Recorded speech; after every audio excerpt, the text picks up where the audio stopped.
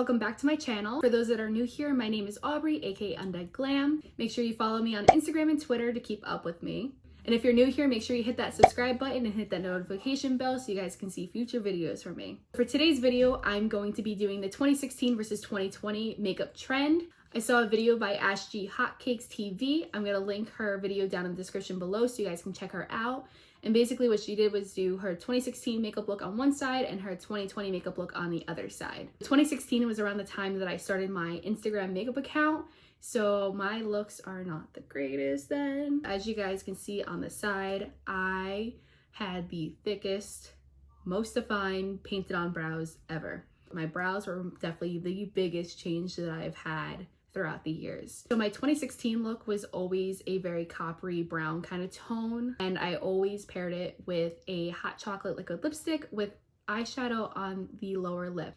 Now for my 2020 makeup, I have definitely wear the same amount of makeup, I feel like, if not more, but it definitely looks a lot more natural and more subtle than what it used to look like. I definitely wear a ton of highlighter now compared to then. I don't think I ever wore highlighter in 2016. My brows are definitely my biggest change, whereas now they're a lot more thinner and I keep them a little bit more straighter, and I don't use so much brow gel on them like I did then.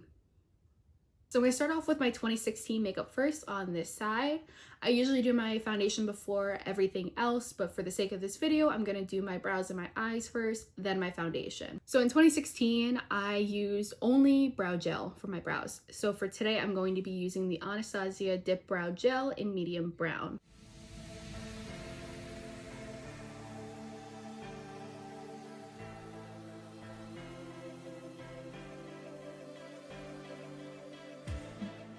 So I went ahead and carved my brows off camera using the Born This Way multi-sculpt concealer just to get it a little bit more defined. So for my 2020 brows, I go in with the Anastasia Brow Powder Duo in medium brown, and I lightly fill in my brows and give it a more straight brow look rather than a more defined angular brow.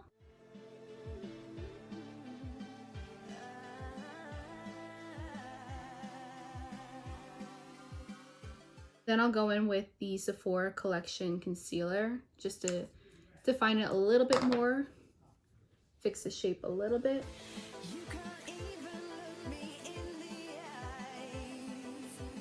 So you can already see a huge difference in my brows, whereas this one's a lot more natural looking. It kind of follows more so my actual brow shape, whereas this one's a lot more defined, a lot darker, and a lot more rectangular. I mean, I still keep that rectangular shape, but it appears a lot softer because of that ombre effect. Whereas with this one, it's all one color, heavily painted on, not good at all. So as I said before, my 2016 look was very brown, coppery kind of tone. So I'm gonna go in with the Anastasia Soft Glam palette.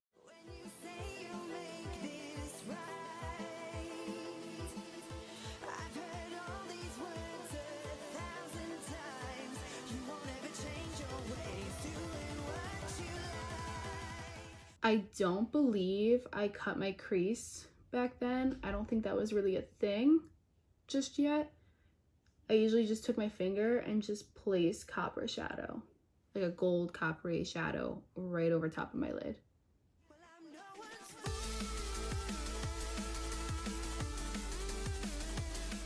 Now for me in 2016, no look was complete without some winged eyeliner. I wore it every single day, to school, to the store, everywhere. Like I would not leave my house without winged eyeliner. So I'm gonna go in with the Roller Liner by Benefit just to create a very thick wing look.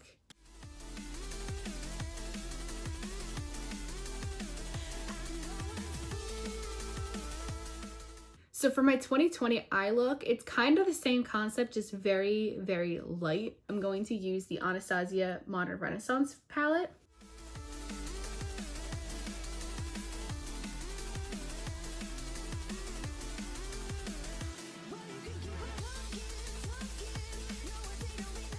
Now that it's 2020, I definitely cut my crease almost every time I do my makeup. So I'm going to be doing that now using the Born This Way Sculpting Concealer.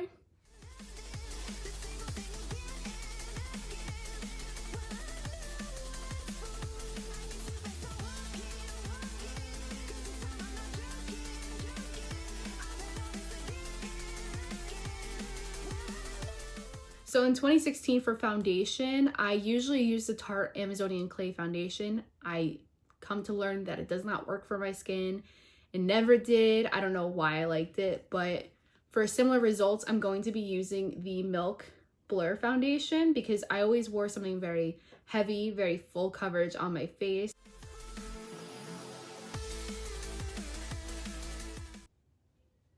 And I was very heavy-handed when it came to foundation then. I still kind of am sometimes, depending on the foundation, but even if it was like a full coverage foundation, I put a ton on my face because I wanted my face as white as possible.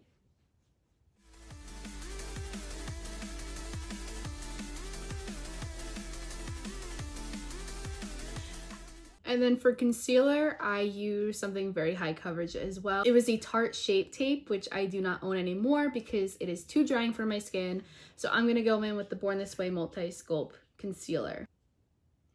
And I used a lot of concealer. I brought it down all the way to here and made the thickest triangle ever.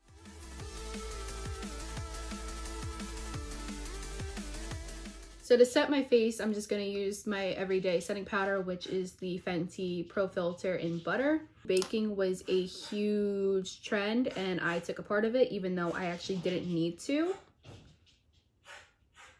But we're gonna do it today.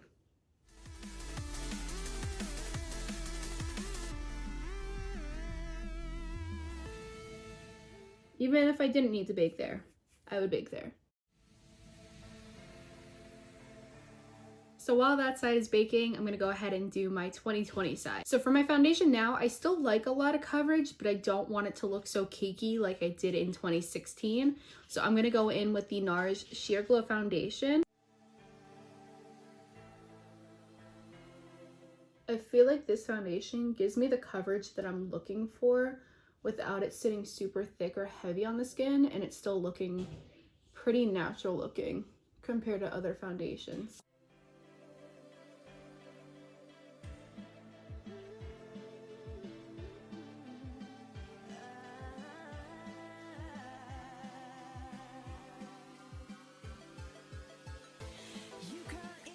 Now for concealer, I definitely use a lot less than I used to, and I also do a little bit of color correcting, especially underneath my eyes since they're a little bit more hollow. I add a little bit of a peach color to kind of even it out with the rest of my skin tone and then apply a concealer over top, but definitely not nearly as much concealer as I used to use. So I go in with the Sephora Bright Future Concealer in Peach just to color correct underneath my eyes a little bit.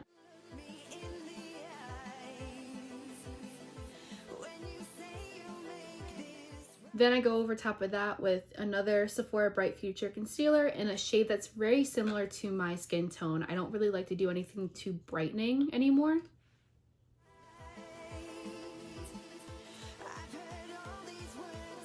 Once I get my concealer on, you could see that it blends in really well into my skin, whereas the other one was a lot more brighter looking. And basically for setting my face, I just lightly put powder on.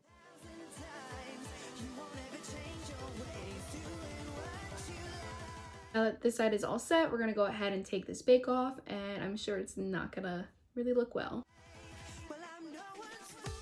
I can already see so many lines underneath my eyes because of how long I had this powder on. I feel like baking on me, at least, just ages me so much more than just doing like a light brush of powder. So you can clearly see a difference here, whereas this is very natural looking on my face. This looks like I caked on so much makeup. And then even in areas that I baked in, it still came off. Like I know on my nose right here, more so around here. So I feel like when I did the baking thing, it just lifted everything that I put on and just made my skin so much drier than it already is and aged me a lot, especially underneath the eyes here. You can see so many just lines that you never saw without makeup on. Doesn't look good at all. In 2016, I didn't really bronze so much, so I'm just gonna go in with like a really light shade. So So nowadays I definitely bronze a lot more than I used to, mainly because of how pale my skin is and to add more so definition to my face. So I'm gonna go in with some contour shades and some bronzing shades on this side.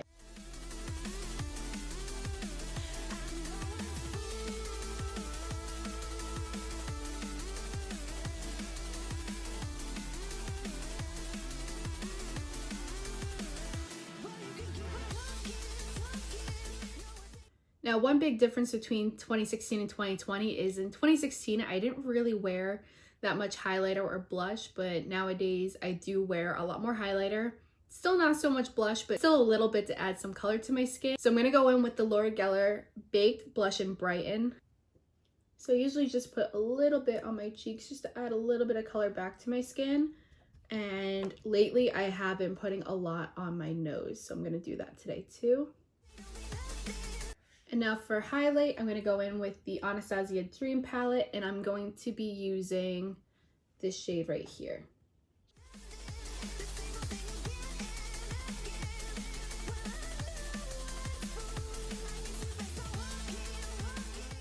Now that I have my face done, I'm going to go ahead and do the under eye eyeshadow and mascara that I typically do off camera. So now the last step for the 2016 versus 2020 makeup is lipstick. So for 2016, like I said, I use a very dark brown liquid lipstick, which I typically will not wear now because it's really drying on the lips and I don't like doing anything too dark for my everyday look. So I'm gonna go in with the Anastasia liquid lipstick in shade Lava.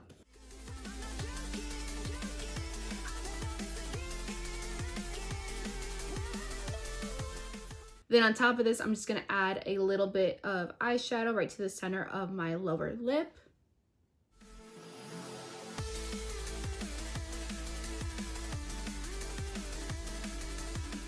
So in 2020, lip gloss has been a game changer for me, as I used to do so many colored lips all the time, but it always dried up my lips. So for every day, I usually use the Sephora Melting Lip Click as my lip color.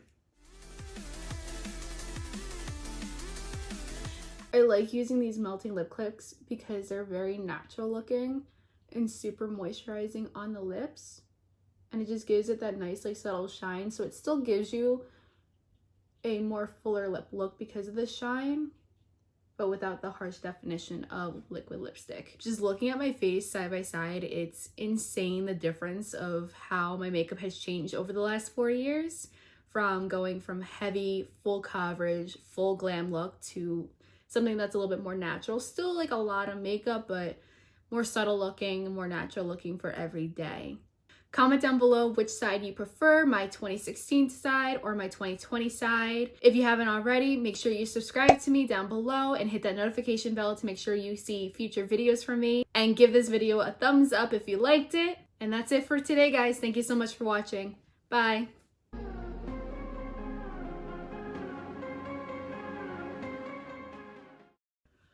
Feels so good to take this makeup off. Oh my god, there's so much makeup on this side.